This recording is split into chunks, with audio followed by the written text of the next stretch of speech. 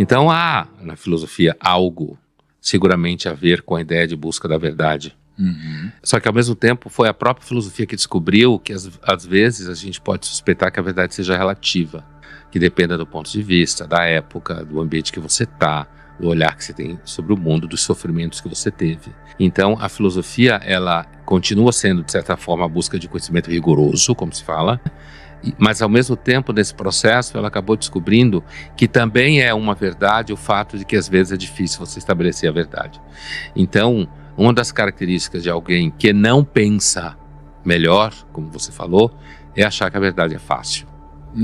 Entendeu? Ou achar que você a encontra. Normalmente convicções muito fortes estão sustentadas em pensamentos superficiais, porque na verdade olhou para o mundo de uma forma, num território um tanto mais localizado, e daí ficou parecendo que então tá fácil identificar a verdade daquela forma. Agora, como pensar melhor, o exemplo que você deu de você conseguir atingir um segundo nível de pensamento para conseguir ser de alguma forma original, né?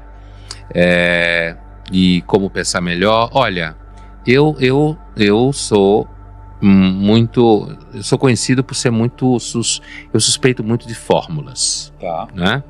E eu acho que uma das marcas do mundo que a gente vive são fórmulas, e eu acho que essa marca às vezes atrapalha muito os mais jovens. Quando eu me refiro aos mais jovens, é gente que está na graduação, por exemplo, né? Ou está acabando a graduação. Mas eu diria que, para pensar melhor, entendendo o pensamento como atividade humana capaz de organizar o mundo, perceber suas falhas, entender como ele funciona, entender os atores que estão nesse mundo, compreender o que aconteceu, o que pode se repetir, o que pode talvez ser diferente. Eu diria assim, uma característica importante é aprender a duvidar das próprias verdades, daquilo que você considera muito óbvio, né? Ou daquilo que à sua volta consideram muito óbvio, mesmo que não seja você no caso, mas que é tomado como algo que é absolutamente óbvio e que não há nenhuma dúvida, né? Uma outra coisa que eu diria é você conseguir ter a disciplina bastante de entrar em contato com pessoas que pensam de forma sistemática e profissional e organizada. Ter tempo para entrar em contato com isso. O que pode ser simplificado talvez uma forma que é ter tempo de ler. É muito difícil você pensar de uma forma... É claro que existem variações como temperamento. Às vezes temperamento é destino, né? Dependendo do temperamento que você tem. Você nasceu assim? Você nasce preguiçoso, você dorme 15 horas por dia, você não tem paciência de prestar atenção em coisas, sei lá. Ou ao contrário, você é uma pessoa mais disciplinada, você é uma pessoa que consegue dormir pouco e daí você consegue ser mais produtivo, certo? Você tem uma certa coragem vital, no sentido de tomar decisões que a maioria não teria coragem, você toma.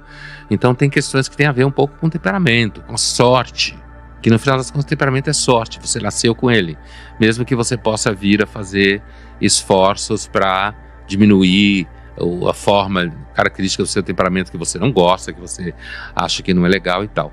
Mas eu entendo que é fundamental para você pensar melhor, você não ficar muito preocupado com o que os outros pensam de você, certo? Não se transformar no psicopata, claro. Mas você não ficar muito preocupado em agradar os outros, né? Você não ficar muito preocupado em estar em dia com as modas. Quando você falava alguma coisa do tipo de ser... Você estava se referindo a um livro que você leu, em que você falava... Dos dados. Que o autor dizia que é importante descobrir coisas que não mudam. Você, inclusive, citava o exemplo de que a incapacidade de saber matemática é uma coisa que se repete. Você também citou a ganância humana. Então, assim, eu acho que ajuda muito a pensar, ser capaz de enxergar essas coisas mesmo. Coisas que não mudam, que se repetem, que a humanidade parece estar sempre transitando por elas. Isso, sem dúvida nenhuma, ajuda você a pensar melhor. Sim. A gente abre um leque de tantas possibilidades de conversa. Hoje, no avião, eu li uma frase, eu tirei uma foto, e tem muito a ver com o que você falou agora, eu queria ler pra gente. É uma frase do Schopenhauer. Sim. Ele fala o seguinte, deve ser muito animador, sendo Schopenhauer.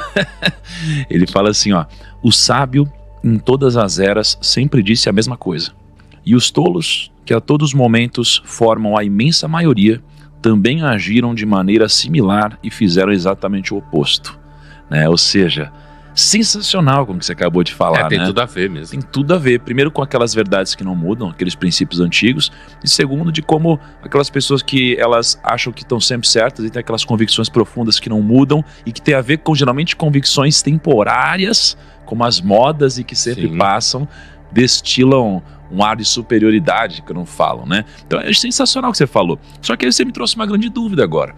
E aquelas pessoas que pensam demais e às vezes elas não conseguem sair do lugar, ou elas pensam tanto que começam a às vezes ficar depressivas porque começam a entender que muitas das verdades do mundo não são tão bonitas quanto a gente gostaria que fosse. Então, pensar melhor é algo bom ou é algo ruim? Essa é uma pergunta muito boa. Quer dizer, é que na realidade pensar melhor, que é uma expressão que pode ter várias interpretações, mas assim, pensar melhor não é necessariamente pensar demais.